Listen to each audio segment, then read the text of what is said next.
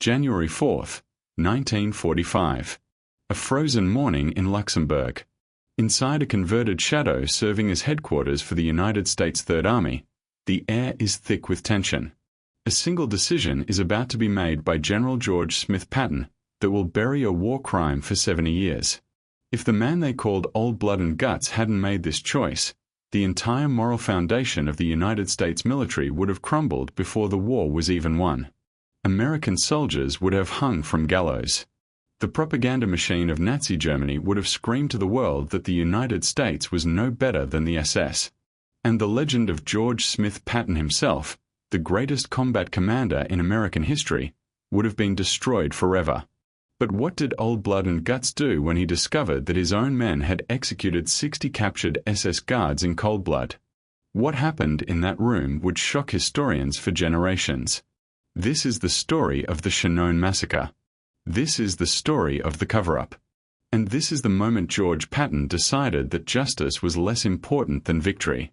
To understand why Old Blood and Guts would obstruct justice, why the greatest American general of World War II would burn evidence and protect murderers, you have to understand what happened in the forests of Belgium in the winter of 1944. It began on December 17, 1944, at a snowy crossroads near Malmedy, Belgium. The temperature had dropped below freezing. It was the coldest winter in 30 years across Europe, turning the Ardennes forest into a frozen hell, where men's skin turned black with frostbite and rifle oil froze solid. But the physical cold was nothing compared to the psychological terror that had gripped the United States lines. The Battle of the Bulge wasn't just a military offensive. It was a descent into primal chaos, where the rules of civilized warfare disintegrated into snow and blood. At 12:30 in the afternoon, a convoy of the United States 285th Field Artillery Observation Battalion ran directly into the lead elements of Kampfgruppe, a ruthlessly efficient Waffen-SS Panzer unit commanded by Lieutenant Colonel Joachim Paper. The Americans were outgunned, outmaneuvered, surrounded. They had no choice. They surrendered. The German SS troopers disarmed them professionally. So far, everything followed the Geneva Convention. The American prisoners were herded into a snow-covered field south of the crossroads. 120 men stood in rows, hands raised, breath steaming in the bitter cold. They expected to be marched to a POW camp. They expected to survive the war. What happened next became the trigger for everything that followed. The SS machine gunners opened fire. For 10 horrific minutes, the snow turned crimson. 84 American prisoners of war fell dead in the freezing mud. Some were killed instantly by machine gun fire. Others, wounded and screaming, were walked up to and shot in the head at point-blank range as they lay helpless. A handful of survivors played dead, letting the blood of their friends freeze onto their uniforms, lying motionless for hours until darkness fell. When they finally sprinted into the woods and reached American lines, their testimony didn't just stay in the briefing rooms. It traveled through the ranks of George Smith Patton's Third Army like an electric shock. Malmedy. The word became a curse, a rallying cry, a permission slip written in blood. The unspoken order went down through every division under Old Blood and Guts command. The SS are not soldiers. They are animals. And animals do not deserve the protection of the Geneva Convention. General George Smith Patton himself addressed his officers after hearing the news. His voice was cold steel. "We are not just fighting Germans," Old Blood and Guts told them. "We are fighting SS fanatics who murder prisoners. From now on, we fight fire with fire." The other generals in the room understood exactly what he meant, but none of them realized how literally his men would interpret those words. George Smith Patton believed in aggressive warfare. He believed in speed, shock, and overwhelming violence. He had once said, "We are not just going to shoot the bastards. We are going to cut out their living guts and use them to grease the treads of our tanks." He meant every word. To Old Blood and Guts, war was not a gentleman's game.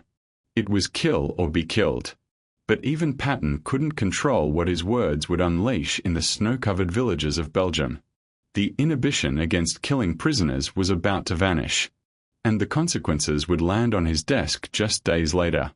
It is now January 1st, 1945. The village of Chenogne, Belgium, just miles from Bastogne, where George Smith Patton's Third Army had broken the German siege on December 26th. The fighting was house to house, brutal, intimate. By mid-afternoon, elements of the United States 11th Armored Division had secured the village and captured a group of German soldiers. Among the prisoners were approximately 60 men of the Waffen-SS, easily identifiable by their camouflage smocks and the distinctive runic collar tabs. These were the elite. These were the men who had terrorized Europe. They had fought hard, but now they were disarmed, hands raised, standing in a snowy field behind the village. This was not a chaotic firefight. This was not combat. An American machine gunner methodically set up his tripod in the frozen mud. The ammunition belt was loaded with deliberate care. Officers stood nearby. Soldiers formed a loose perimeter. The order was given. The machine gun roared. 60 German prisoners were cut down in waves. Those who survived the initial burst were finished off with M1 Garand rifles. Some tried to run. They were shot in the back. The snow turned red. The killing took less than 5 minutes. It was a mass execution carried out by boys from Ohio and Texas and New York. The same boys who had come to Europe. To be liberators, to fight for freedom, to uphold the values of the United States of America. The Chenogne Massacre was complete. The cycle of vengeance had rotated full circle. Malmedy had been answered with Chenogne.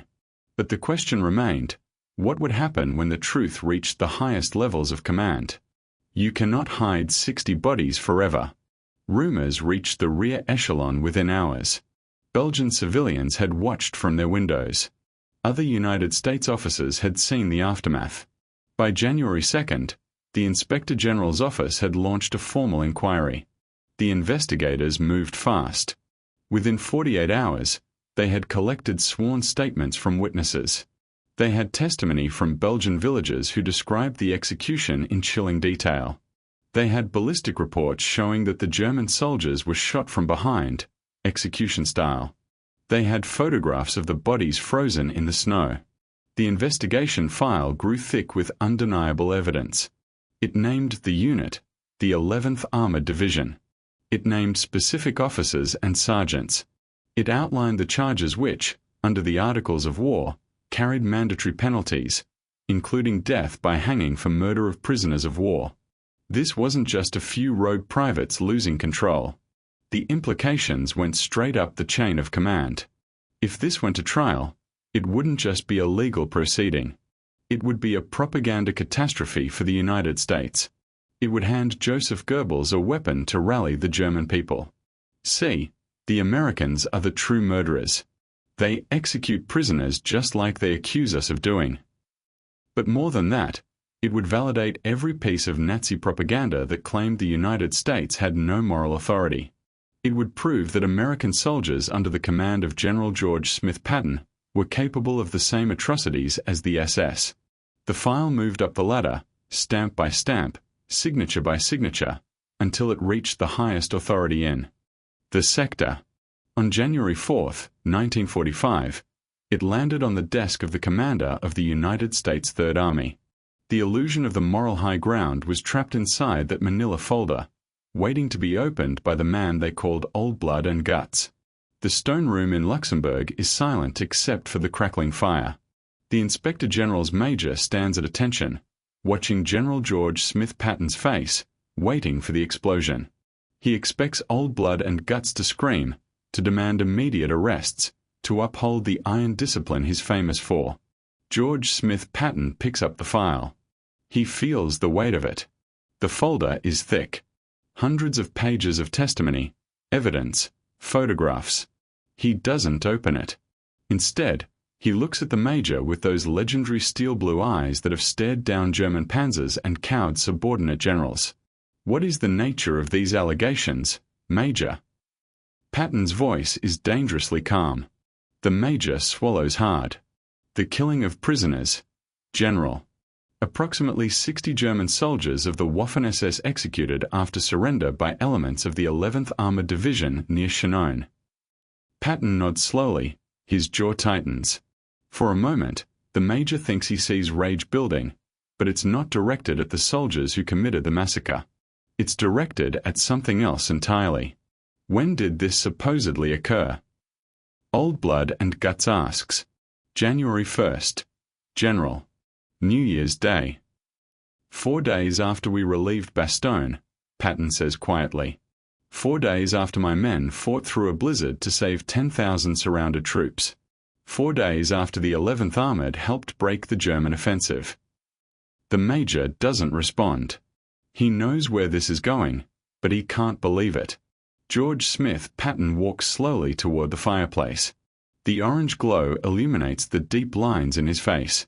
The face of a man who has sent thousands to their deaths, who has made impossible decisions, who has never apologized for being a warrior in a world that increasingly didn't understand warriors.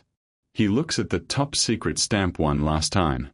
Then he turns to the Major and delivers the verdict that will never be written in any official record. There are no murderers in this army, Major. Patton's voice is like gravel grinding. And I will not have my men prosecuted for killing the sons of bitches who massacred our boys at Malmedy. With a flick of his wrist, casual, dismissive, General George Smith Patton tosses the file into the roaring fire. The paper curls instantly. The dry pages catch flame, turning brown, then black. The typed words blur and disappear. The photographs of bodies in the snow crackle and shrivel. The names of the accused soldiers vanish. The testimony of Belgian witnesses becomes ash. The ballistic reports showing execution-style killings dissolve into smoke. Justice for 60 dead German soldiers goes up the chimney in a wisp of grey smoke. Old Blood and Guts stands there, hands clasped behind his back, watching it burn with the same intensity he watches enemy positions through binoculars. He is challenging the Major to say a single word, to object, to protest, to do anything except that the law has just been suspended by command decision. The Major stands frozen. He is a creature of rules and regulations, a man who has spent his career in the Inspector General's office, ensuring that the United States Army follows the law. And he has just watched the highest-ranking officer in the European theater commit a felony. Obstruction of justice, destruction of evidence, accessory after the fact to murder.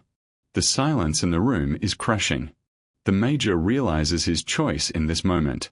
Speak up and end his career, possibly face court-martial himself for insubordination, or walk out of this room and become complicit in burying a war crime. He salutes. It's a stiff, mechanical movement. George Smith Patton doesn't return it immediately. He's still watching the last pages of the investigation curl.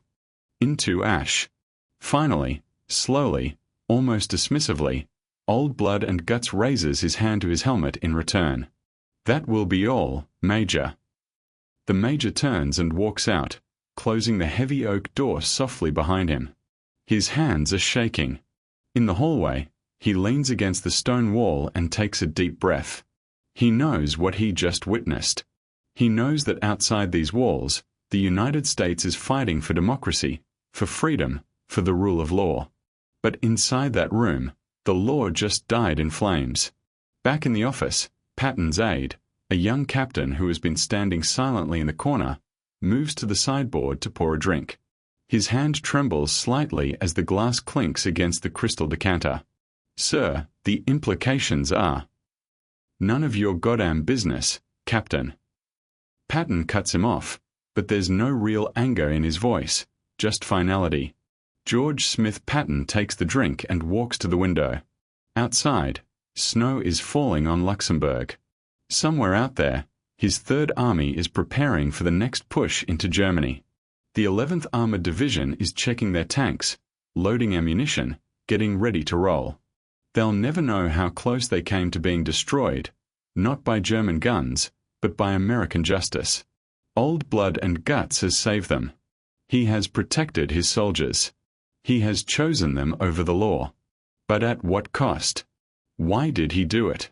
Why did General George Smith Patton, a man who once slapped a shell-shocked soldier for cowardice, who demanded absolute discipline, who court-martialed officers for the smallest infractions, protect soldiers who committed cold-blooded murder, The answer lies in understanding who George Smith Patton really was.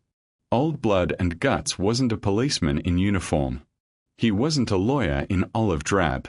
He was a warrior poet who believed that war was not a legal exercise but a primal struggle for survival. To Patton, the battlefield wasn't a courtroom. It was an arena where the strong destroyed the weak, where hesitation meant death, where the only unforgivable sin was cowardice. Patton knew that the 11th Armored Division was about to be thrown back into combat. They would be attacking fortified German positions, fighting SS fanatics who would give no quarter. He needed them aggressive. He needed them lethal. He needed them to believe that their commander had their backs, no matter what. If he court-martialed the officers and soldiers responsible for Chenogne, he believed it would break the spirit of the entire division. It would send a message to every soldier in the United States Third Army: your general cares more about dead Germans than living Americans.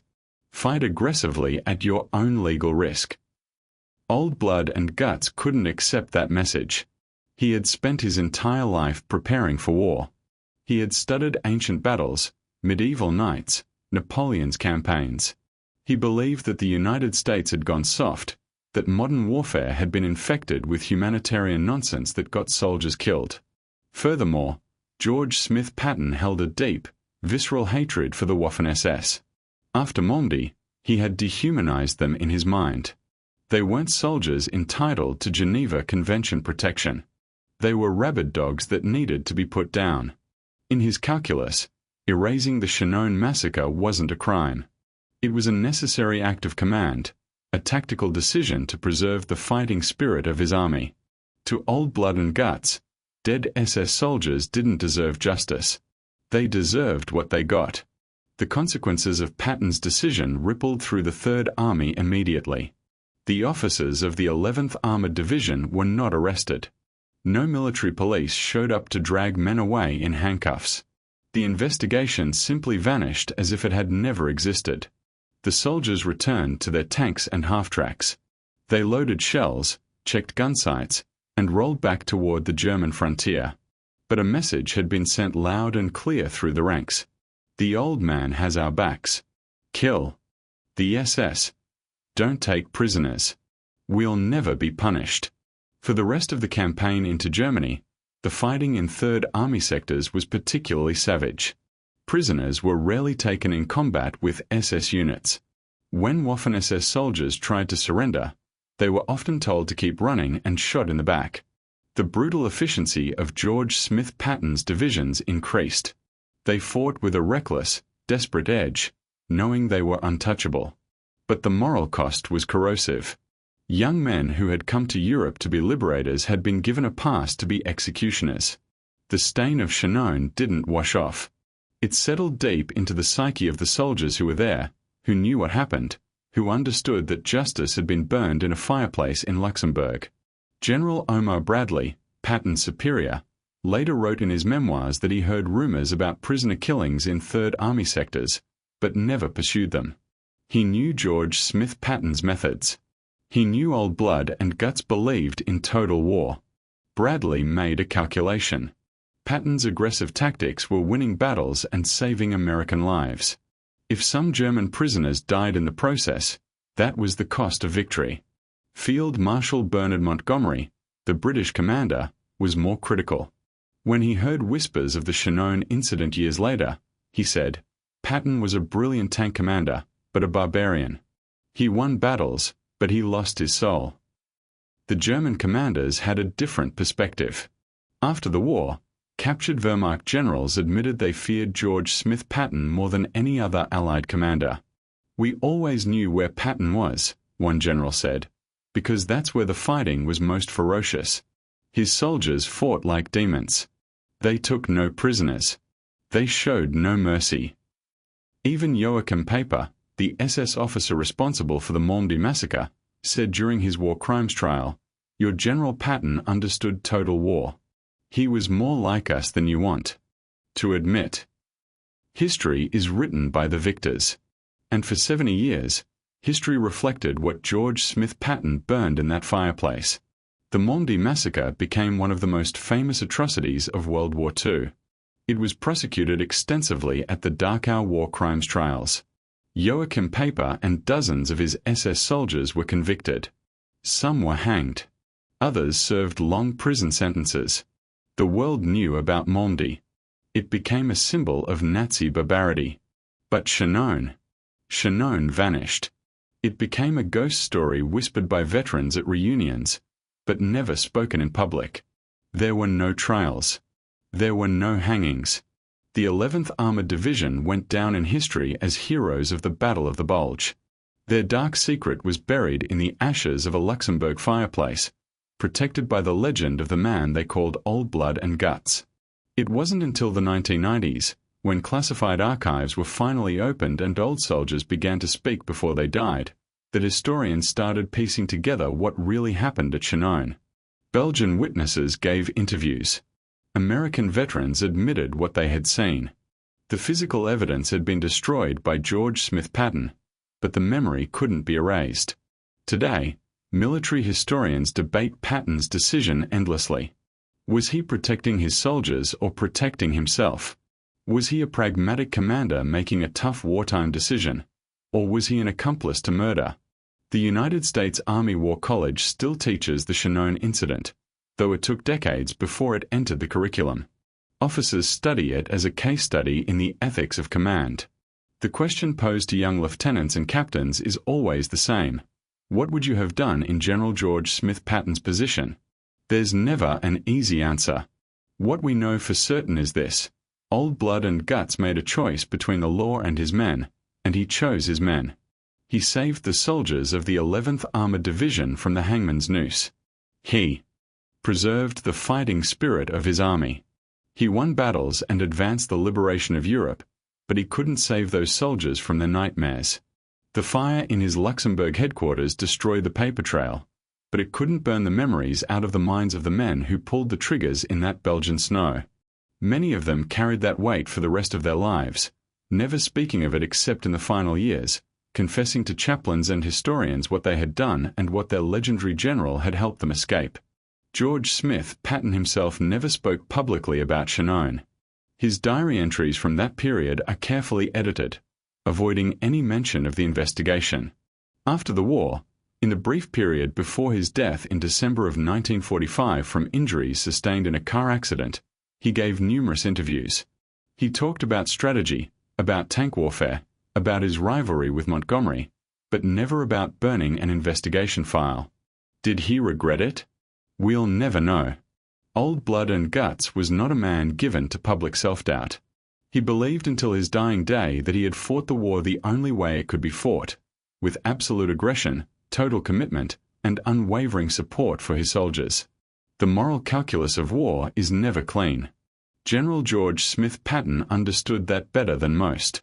He knew that the battlefield transforms men, that it strips away the veneer of civilization and reveals something primal underneath.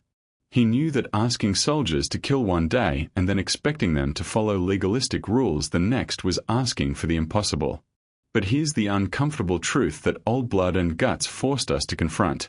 The line between hero and war criminal is sometimes just a matter of which side wins. If Germany had won the war, George Smith Patton would likely have been prosecuted for the same crimes he protected his soldiers from. If the United States had lost, Chenogne would have been exhibited as proof of American barbarity. Instead, the United States won. General George Smith Patton became a legend. The men of the 11th Armored Division went home to parades and medals, and the dark secret of what they did and what Old Blood and Guts did to protect them stayed buried for generations. We like to remember General George Smith Patton as the pearl pistol-wearing warrior poet who raced across France and saved Bastogne. We want him to be the uncomplicated hero, the man who proved that American fighting spirit could overcome any obstacle. The legend of Old Blood and Guts is too valuable to complicate with moral ambiguity. But the truth is always more complicated than the legend. George Smith Patton was brilliant. He was brave. He was the greatest tank commander in military history. He understood mobile warfare better than any American general before or since. His aggressive tactics saved countless United States lives by ending the war faster. He was also willing to burn evidence of a war crime to protect his soldiers and preserve their killing edge. He chose military effectiveness over justice. He chose victory over morality. And in making that choice, he forced us to ask an uncomfortable question. Was he right? That question has no easy answer. It depends on whether you believe the law should apply equally in wartime, or whether war creates conditions where survival trumps justice. It depends on whether you think 60 dead SS soldiers, members of an organization that had committed countless atrocities, deserve the same legal protection as innocent civilians. It depends on whether you believe a general's first duty is to the abstract concept of justice, or to the concrete reality of his soldiers' lives. General George Smith Patton answered that question on January 4, 1945, when he tossed an investigation file into a fireplace and watched it burn. He chose his men. He chose victory. He chose to be remembered as old blood and guts, the warrior who never apologized, never retreated, never let legal niceties interfere with winning battles. The soldiers of the 11th Armored Division went on to help liberate Nazi concentration camps. They saw the gas chambers at Mauthausen. They saw the mass graves.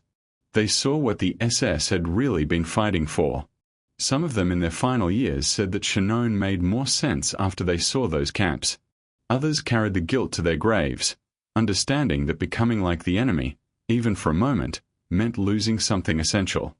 As for the man they called old blood and guts, he never apologized. He never second-guessed. He died believing he had done his duty, which was to win the war by any means necessary and bring as many of his soldiers home alive as possible. History will debate George Smith Patton forever. But one thing is certain. On that frozen morning in Luxembourg, he made a choice that defined his legacy. He burned the evidence. He protected the killers. He chose war over law.